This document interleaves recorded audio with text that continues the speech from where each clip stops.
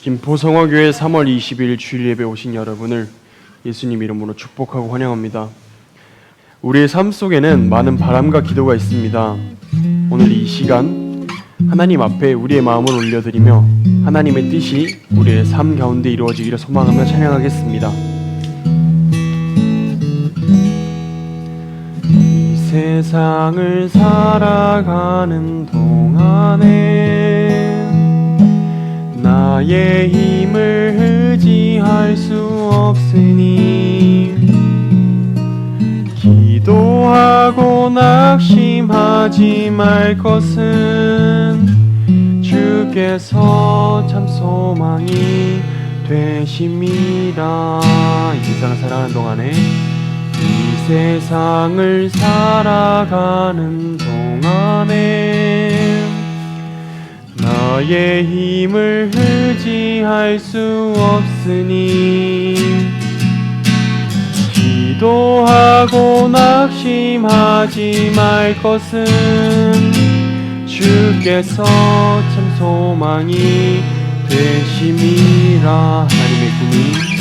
하나님의 꿈이 나의 비전이 되고 예수님의 성품이 나의 인격이 되고 성령님의 권능이 나의 능력이 되길 원하고 바라고 기도합니다. 주의 길을 걸어가는 동안에 주의 길을 걸어가는 동안에 세상의 것 의지할 수 없으니 감사하고 낙심하지 말 것은 주께서 참 기쁨이 되심이라. 주의 길을 걸어가는 동안에 주의 길을 걸어가는 동안에 세상의 것 의지할 수 없으니 감사하고 낙심하지 말 것은 주께서 참 소망이 되심이라. 하나님의 꿈이 나의 비전이 되고 예수님의 성품이 나의 인격이 되고 성령님의 권능이 나의 능력이 되길 원하고 바라고 기도합니다. 하나님의 꿈이 나의 비전이 되고 예수님의 성품이 나의 인격이 되고 성령님의 권능이 나의 능력이 되길 원하고 바라고 기도합니다. 원하고 바라고 기도합니다. 아멘. 우리의 삶의 길 가운데 언제나 함께 하시는 주님을 기억하며 찬양하겠습니다. 주님과 동행하는 삶의 기쁨을 고백하며 우리 주와 같이 길 가는 것 찬양하겠습니다.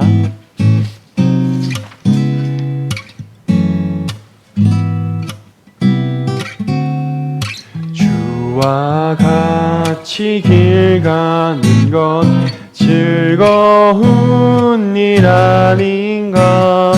우리 주님 걸어가신 발자취를 밟겠네. 한 걸음 한 걸음 주 예수와 함께 날마다 날마다 우리 걸어가리. 우리가 예배할 때 하나님은 우리의 찬양 가운데 임하십니다. 이 시간 우리의 마음을 주님께 올려드리며 주님의 임재를 사모하는 마음으로 임재 찬양하겠습니다.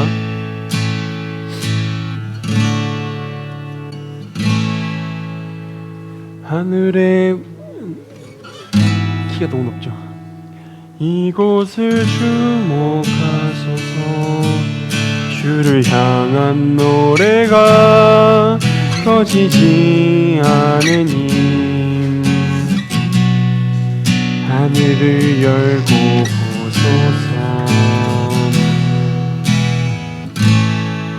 이곳에 임재하소서. 주님을 기다립니다. 기도의 향기가 하늘에 닿으니 주여 임재하여 주소서. 이곳에 오셔서 이곳에 앉으소서. 이곳에서 드리는 예배를 받으소서. 주님의 이름만이 오직 주의 이름만 이곳에 있습니다.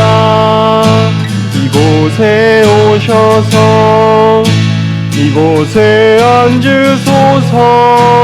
이곳에서 드리는 예배를 받으소서. 주님의 이름만이 오직 주의 이름만 이곳에 있습니다.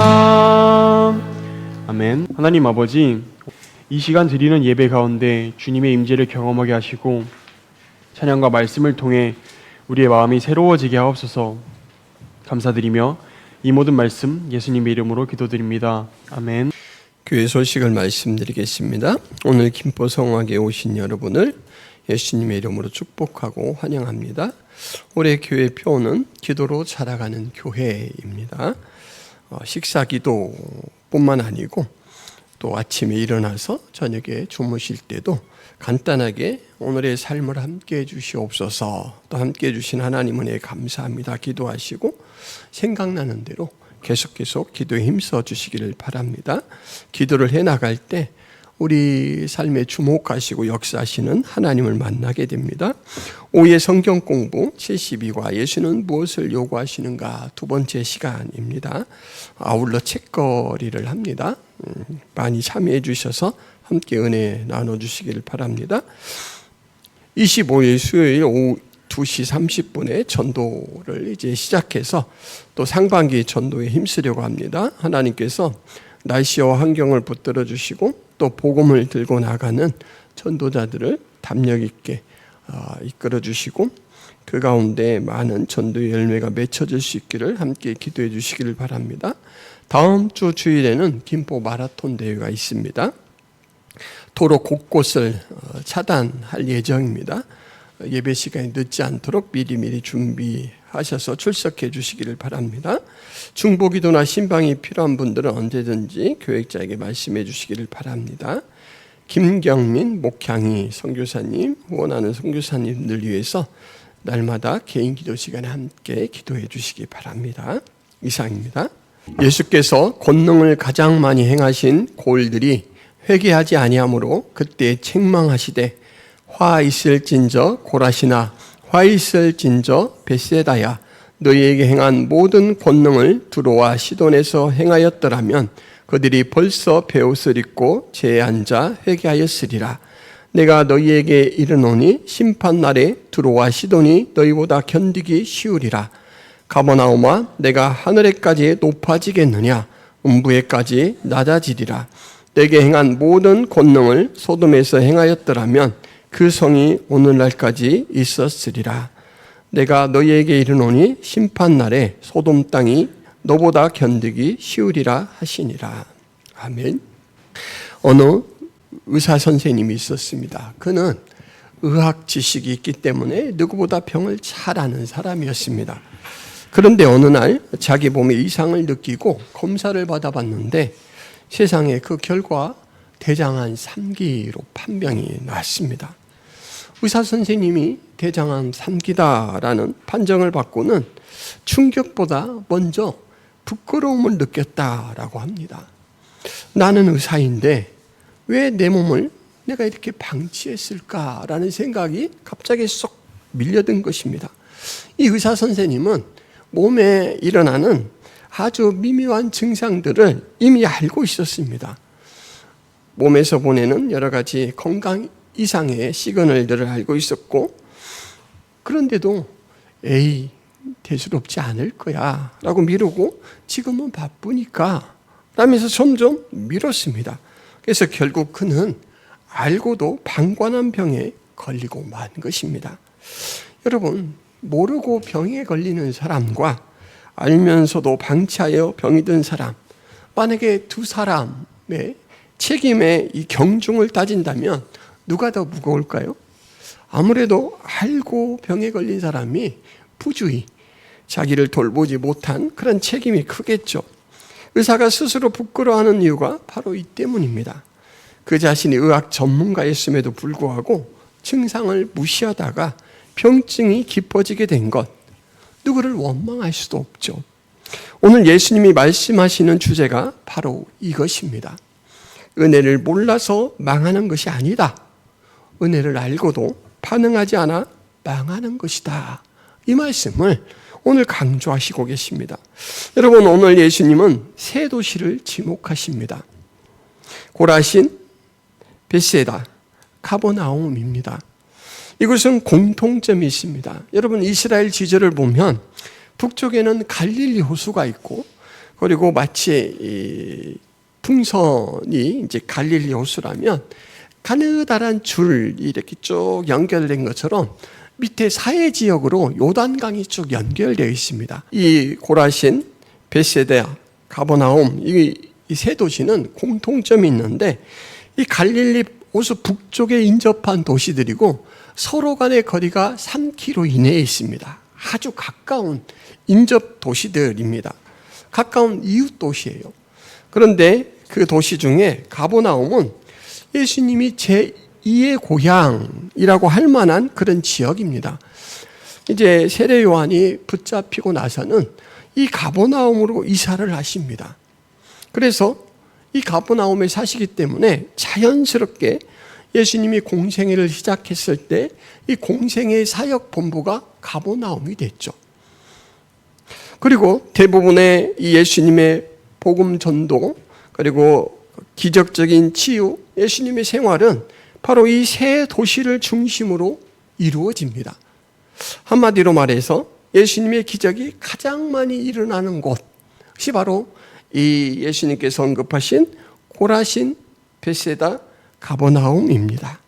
예수님의 말씀이 가장 많이 선포되어진 도시, 예수님이 가장 많이 계셨던 곳, 활동을 하셨던 곳이 바로 이 세 도시죠. 그 은혜가 다른 곳보다 월등하게 베풀어진 곳이라고 할 수가 있습니다. 그런데 오늘 예수님께서는 이 은혜가 무한히 공급된 이 세 도시들을 각각 이름을 부르면서 아주 충격적인 말씀을 하십니다. 먼저 예수님의 제2의 고향과 같은 가버나움부터 살펴보자면 소돔보다 너희 상태가 더 심각하다 이렇게 말씀하십니다. 여러분, 이건 엄청난 선언이죠. 누구랑 비교를 이렇게 당할 때 기분이 좋은 비유도 있고 기분이 나빠지는 비유도 있습니다. 만약에 야구를 하는 야구 선수 청소년에게 야, 너 그 야구 폼이나 야구 치는 이 그런 타격 감각이 조선의 4번 타자 이대호 선수랑 꼭 닮았다. 그럼 여러분, 이 야구 선수가 기분 나빠할까요? 아닙니다. 조선의 4번 타자 전설과 같은 선수라는 이 칭호죠. 그러니까 이렇게 실룩실룩 웃으면서 자기도 모르게 이렇게 어깨가 으쓱으쓱할 거예요. 그런데 자기가 정말로 별 볼 일 없고 아무것도 아니다라는 사람과 자기를 비교한다면 충격적이겠죠. 아니, 제가 그 정도라고요? 이렇게 생각하겠죠. 지금 가버나움 사람들이 자신들을 소돔과 비교했다라는 사실을 이제 인지하고 나서 느끼는 마음이 이런 마음일 것입니다. 아니 소돔에 어떻게 우리를 비교하십니까? 세상 해도 너무하십니다. 왜냐하면 소돔은 여러분 죄악과 아주 그냥 탁 들러붙은 그런 도시였습니다. 소돔의 가장 큰 죄악, 성경에 드러나는 이 죄악을 보자면 남색이죠. 남색. 이때부터 동성연애를 이 소돔에서는 행하고 있었습니다. 그래서 하나님의 천사들을 붙들어내면서 뭐라고 이야기하냐면, 야, 우리가 그들과 상관할 테니까 빨리 내보내라. 이 상관이란 말이 바로 이 남색, 그러니까는 호모섹스를 하겠다라는 그런 말입니다. 이게 은밀하게 이루어지는 게 아니고 우리가 그렇게 할 거니까 내놓으라고 당당하게 요구해요. 그러니까 사회적으로 되게 타락한 바로 도시가 이 소돔입니다. 너무나 이 세속화되어 있고 가치가 세속적이다라는 것을 알 수가 있죠. 그래서 이 소돔성은 하나님의 심판 대상이라는 상징적인 그런 이제 대명사와 같은 도시가 되었죠. 어떻게 소돔에 가능성 없고 이미 멸망해버린 그 소돔에 우리를 비유한단 말입니까? 라고 불만을 제기할 수가 있습니다. 너희에게 행한 권능을 소돔에서 행하였더라면 그들이 지금까지 보존되었을 것이다.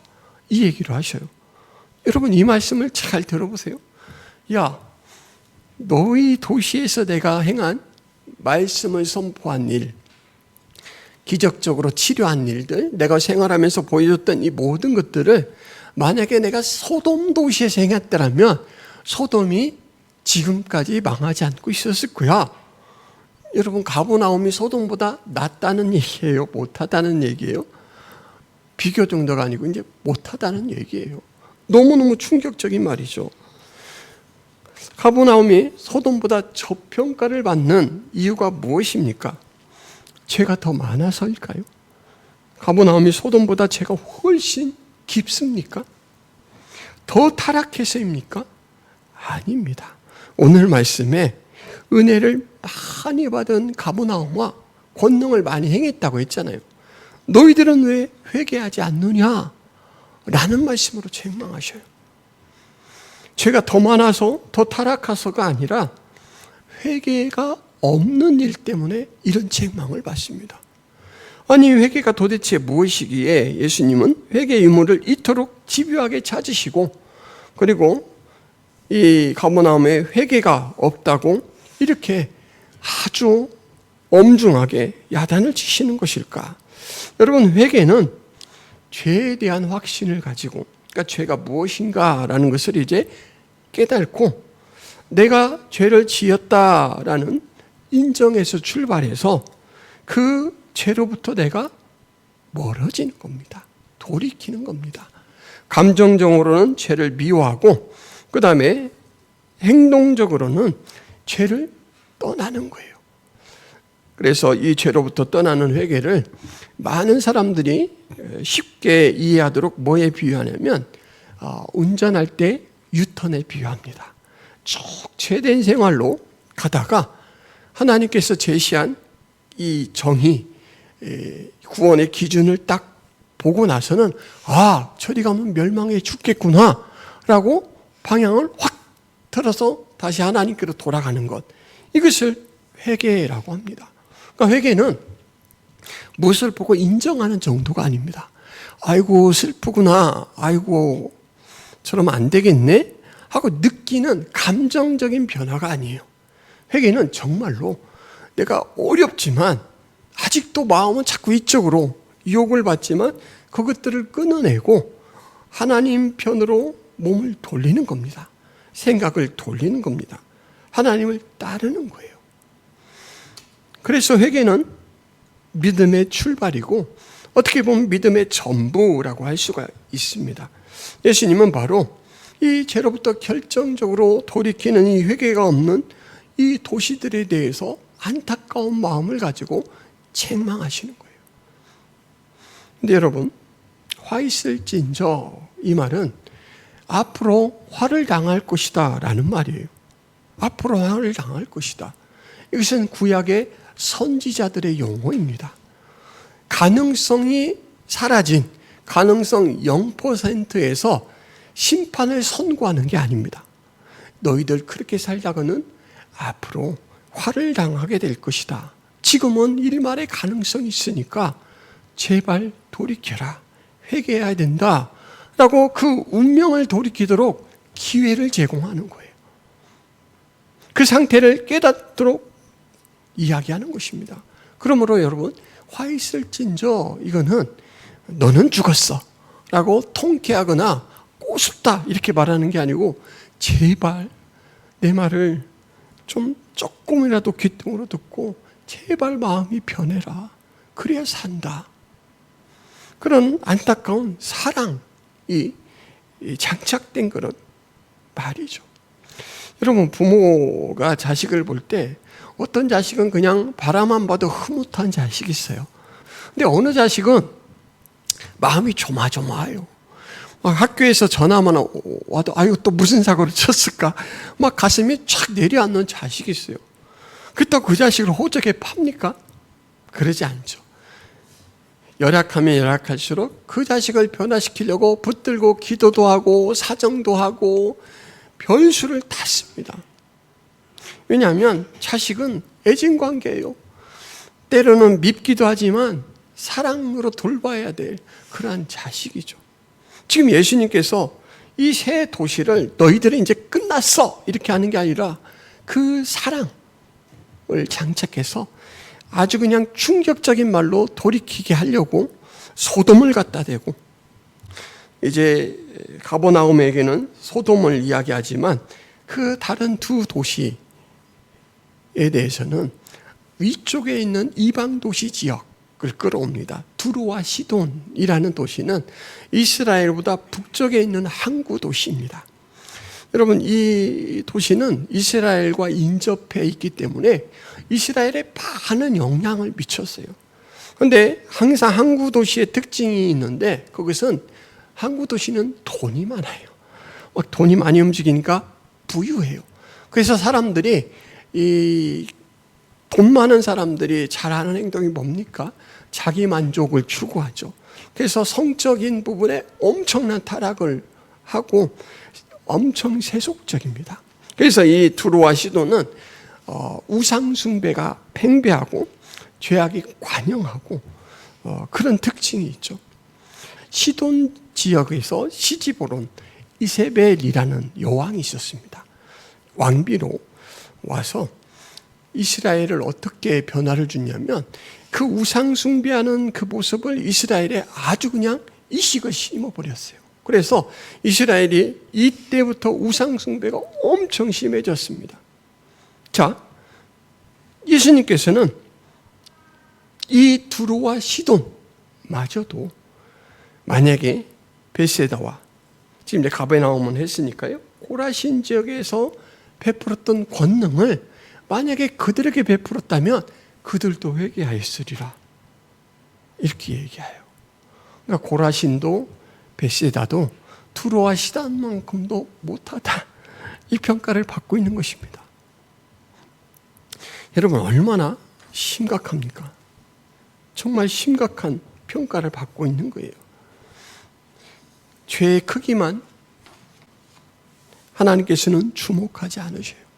죄의 문제를 하나님께서 크게 다루시지만 그것보다 더 크게 다루시는 건 무엇이냐면 은혜, 바로 생명의 빛을 받고도 그 빛에 대해서 반응하지 않는 것, 이것은 훨씬 심각하게 다루십니다. 왜냐하면 여러분, 죄라는 것은 인정하고 회개라는 것으로 이제 반응만 하게 되면 하나님께서 죄의 문제를 예수님의 이 보혈의 피로 해결해 버리시잖아요. 그러니까 죄의 문제는 하나님께서 쉽게 다뤄주십니다. 그런데 빛에 대해 반응하지 않는 건 무반응, 이건 어떻게 할 수가 없어요. 너무 자고해서 내가 은혜를 하나님께서는 펼쳐 놓으셨는데 그 은혜를 내 것으로 소화시켜서 내 생명으로 만들 필요성을 못 느끼니까 그냥 그 뒤로 있는 거예요. 그래서 예수님께서 이 두 가지 따끔한 충고를 하시죠. 두로와 시돈이었으면 벌써 회개했을 것이다. 소돔이었으면 살아남았을 것이다.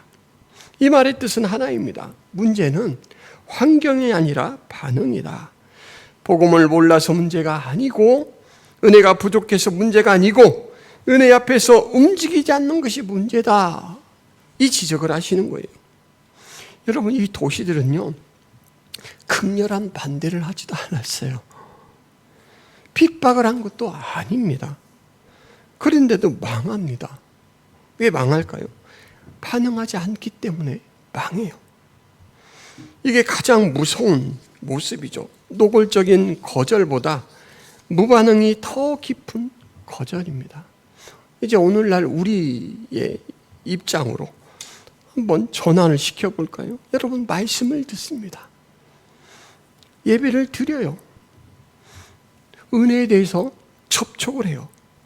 그런데 삶은 변하지 않습니다. 이것이 가버나움과 같은 모습이에요. 이것이 오늘 우리의 상태일 수도 있습니다. 하나님은 말씀으로 성령으로 나를 자꾸만 이리 가야 돼 이야기를 하는데, 그 자세로 내버려 두세요. 이런 자세로 사는 거예요. 예수님이 도시 이름을 하나씩 하나씩 부르시죠. 고라시나, 베세다야, 가버나움아. 직접 하나하나 지명을 호명하시오. 이것은 그냥 단순히 지명을 부르는 것이 아니라 책임을 특정 지우는 것입니다. 마치 법정에서 그 사람의 이름을 정확하게 불러서 지금 다루는 문제가 그 사람에 관한 것이라는 것을 확인시키고 그 책임에 대해서 각인시키려고 하는 것처럼 바로 너의 문제야 라고 말씀하시는 겁니다. 여러분, 하나님은 익명으로 심판하지 아니하십니다. 각 사람의 반응을 보시고요. 그리고 오늘 예수님께서 말씀하시는 이 지역의 특징이 뭐라고 했습니까? 가버나움은 예수님의 제2의 고향과 같고 예수님의 공생의 사역의 전초기지와 같다라고 했습니다. 그리고 나머지 고라신과 이 베세다도 인접지역이라고 했습니다. 그러니까 예수님과 가장 가까운 도시, 그 도시에 대해서 예수님께서 지금 먼저 일깨우시고 따끔한 충고를 주시는 거예요. 멀리 있는 세상, 예수님과 멀리 있는 사람의 문제가 아니라 내 제자라는 이름을 갖고 사는 바로 우리 자신의 문제부터 예수님이 다루셔요. 또 혹시 은혜라는 환경 속에는 푹 잠겨 살지만 그 은혜가 내 것이 되지 못하고 있는 건 아니냐 이야기를 하셔요. 너 은혜 환경을 사람들 앞에 자랑하고 야, 예수가 우리 도시에 사셔 라고 긍지를 가지고 있지만 그 긍지의 가치의 무게가 너와는 상관없는 거 아니냐 라고 지금 이렇게 물어오시는 거예요. 김포 성화의 교회 다니는 너 누구야? 너는 교인의 이름이 그냥 표면적인 외향의 이름이냐? 아니면 네 속 존재를 드러내는 너의 정체성에 관한 이름이냐? 이렇게 물어오시는 거죠. 가까울수록 여러분 책임이 큽니다. 가까울수록 책임이 커요. 그렇잖아요. 아까 제가 의사 선생님, 의학 지식이 있는데도 불구하고 자신의 병증에 대해서 무시하고 방치해서 병에 걸렸을 때 사람들은 훨씬 더 안타까워하기도 하지만 그에 대한 책임을 의식하고 그를 대합니다. 아이고, 의사라면서 왜 그랬어요? 지난번에 배 아파서 응급실에 실려갔었잖아요. 아이고, 그런데 그걸 왜 무시해요? 환자들에게는 작은 증상도 소홀하지 마라. 그렇게 말씀하시면서 왜 그랬대요? 할 말이 없어요, 여러분. 예수님은 우리에게 지금도 엄청난 은혜를 쏟아 붓고 계셔요. 그리고 이제는 오늘 이 말씀으로 야, 은혜가 남의 것이 되어서는 안 된다. 네 주변에만 머물러 있어서는 안 된다 라고 말씀하시죠. 여러분, 그 첫 번째 문이 뭐라고요? 은혜가 내 것이 되기 위해서 첫 번째 예수님께서 지금 오늘 계속 강조하는 거, 뭐가 없다라고 하는 그 무엇이 뭡니까? 회개입니다. 회개. 회개는 바로 주변인에서 이제는 참여자로 가는 전환입니다. 예수님이 기적을 일으키면 우와, 앉은 배인가 걷네, 막 이런 구경꾼에서 회개면 저 일을 우리를 위해 하시러 오신 거구나. 저 사람은 육신에 이 장애가 있어서 걷지 못하지만 나는 영적으로 병이 들어서 걷지 못하는데 예수님이 바로 그것을 치료해 주시려고 나를 찾아오셨구나. 3인칭에서 1인칭으로 전환하는 그 첫 번째 관문이 회개입니다. 회개. 그래서 회개는 여러분 우리에게 참으로 중요한데 이렇게 말씀드릴 수가 있습니다. 기적은 사람을 우와 놀라게 해요. 그런데 회개는 사람을 바꿉니다. 자기에게 적용시키니까 바꿔요. 기적은 문을 두드려요. 그 놀라운 일, 이 세상에서 일어날 수 없는 일이 예수로 말미암아 일어났잖아요. 그러니까 막 마음에 충격이 가요. 문을 두드리는데 회개는 그 문을 여는 것입니다. 그 예수님이 이제는 나를 찾아오신 것을 인정하고 문을 여는 거예요. 기적은 은혜를 보여줘요. 은혜를 보여줘요. 하나님이 너희를 위해 베풀어 준 것들이, 그 능력이, 보내신 능력이, 이런 것들이 다 보여주는데 회개는 은혜를 받아들이게 합니다. 그러므로 여러분 회개가 되게 중요해요. 예수님은 오늘 말씀하십니다. 기적을 보았느냐? 기적을 보았느냐? 이제는 돌이키라. 여러분 따라해 보세요. 은혜에 가까운 것이 안전한 것이 아니라 회개로 나아가는 것이 생명입니다. 네, 회개하지 않으면 구경만 하는 거예요. 자기는 계속 교만해지고 있는데, 그래서 은혜가 닿기가 더 어려워지는데 마치 은혜가 자기 것처럼 착각하고 사는 거예요. 그런데 매 순간 회개를 통해서 자기를 낮출 때 은혜가 내 삶에 침투합니다. 여러분, 이 대장암 3기 걸렸던 의사 선생님이 6개월에 걸쳐서 치료를 잘 받으셨어요. 아예 휴업을 할까? 아니면 대체 의사를 모셔오고 그동안 치료를 받을까 고민하다가 지출이 걱정돼서 아예 그냥 그동안 문을 닫고 치료를 받았어요. 그리고 이제 6개월 후에는 회복이 됐어요. 그 다음에는 이 의사 선생님이 절대로 자기 몸을 방치하지 않기 위해서 한 가지 방책을 만들었습니다. 그게 뭐냐면 건강돌봄 10계명을 세웠어요. 내 스스로 내 건강을 항상 점검하려고 건강돌봄 10계명이라는 것을 세워두고 매 순간 그것으로 내 몸을 점검하는 거예요. 오늘 나는 제때 밥을 먹었나? 소화는 잘 되었나? 배변은 잘 이루어지고 있나? 어디 아픈 통증들은 없나?